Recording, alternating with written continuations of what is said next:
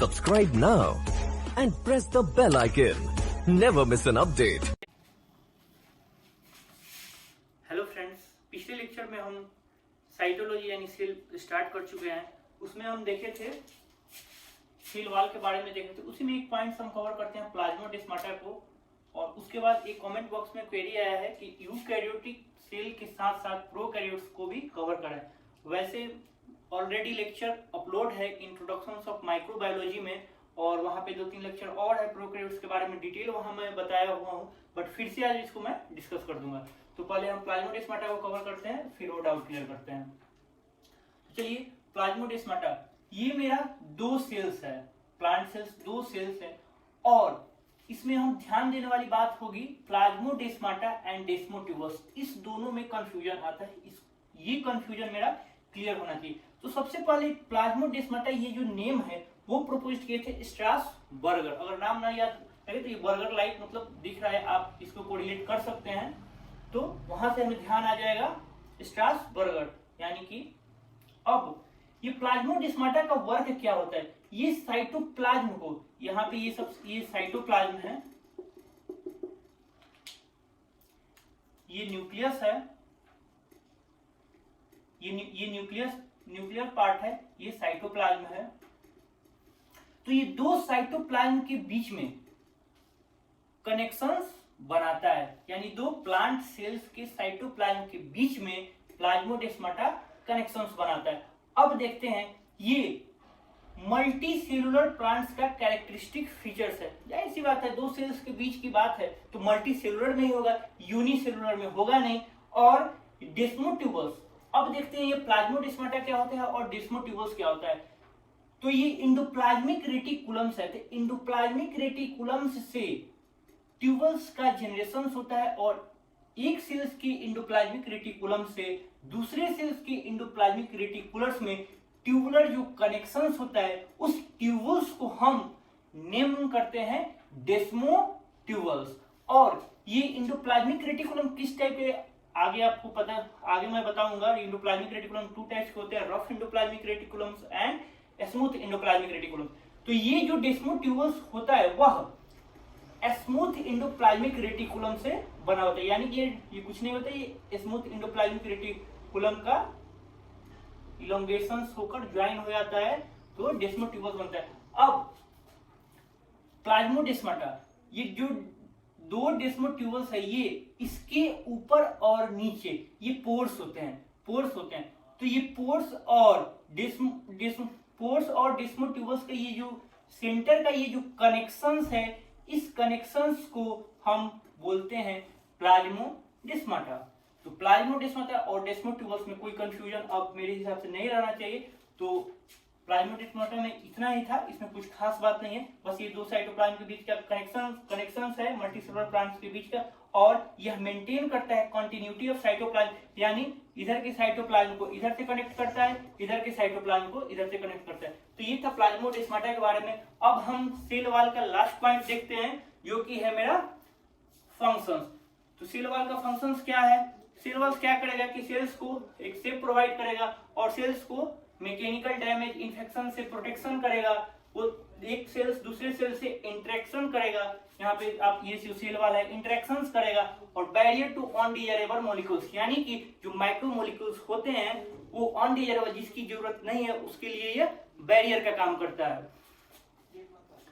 हम पिछले लेक्चर्स में बताए थे कि जो सेल वॉल्स होता है वह सेलेक्टिव परमिएबल नहीं होता है, यानी कि जो सेल वॉल होता है वो परमिएबल होता है, उसमें जो उसके हिसाब से जो मॉलिक्यूल्स फिट हो जाते हैं वही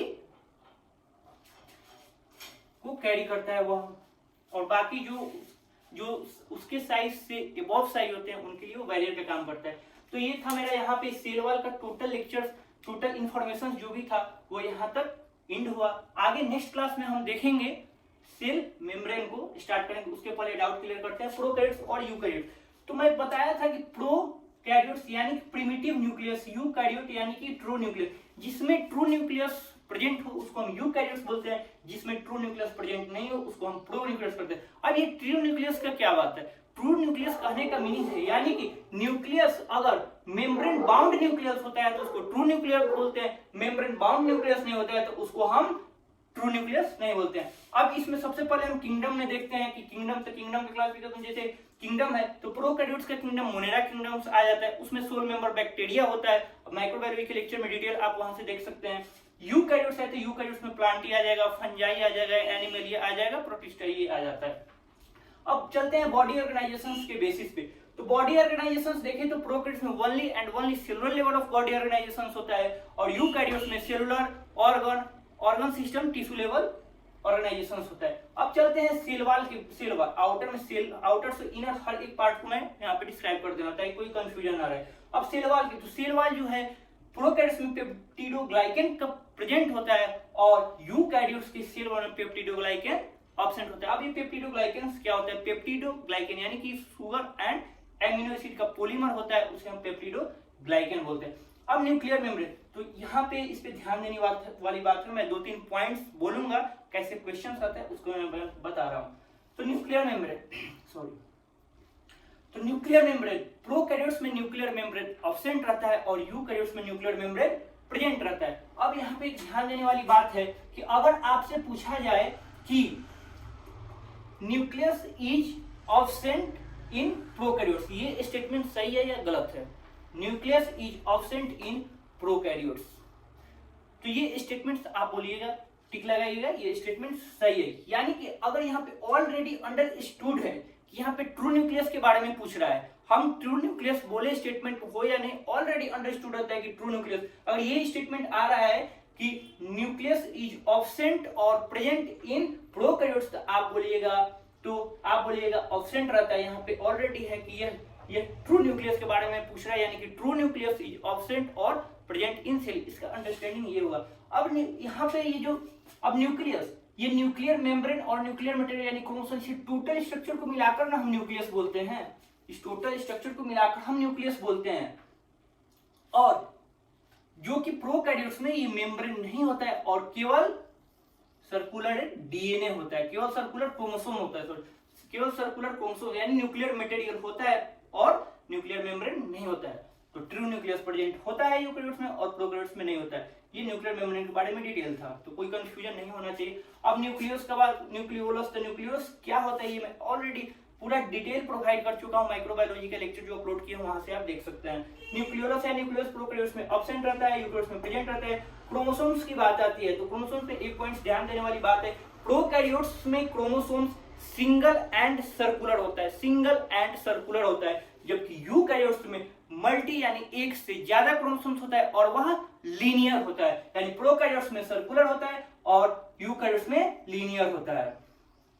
और डीऑक्सीराइबोन्यूक्लियोप्रोटीन, मैं डीऑक्सीराइबोन्यूक्लिक एसिड का बात, डीएनए की मैं बात नहीं कर रहा हूं, डीएनए तो प्रेजेंट होता ही है, डीऑक्सीराइबोन्यूक्लियोप्रोटीन की बात कर रहा हूं, तो वह प्रोकैरियोट्स में एब्सेंट होता है और यूकैरियोट्स में प्रेजेंट होता है। एग्जांपल में देखें तो एग्जांपल इसमें बैक्टीरिया आ जाएगा, बाकी उसमें फंजाई, अलगी, एनिमलिया, प्रोटिस्टा ये सब आ जाएगा यूकैरियोट्स में। तो ये डिटेल था मेरा पूरे सेल वॉल पे, और जो कंफ्यूजन था, डाउट था, वो मेरे हिसाब से क्लियर हो गया होगा। आप इसके बाद भी और कुछ भी डाउट रहे तो आप कमेंट कर सकते हैं। अब नेक्स्ट लेक्चर हम शुरू करेंगे सेल मेम्ब्रेन से। आज के लिए इतना ही, थैंक यू।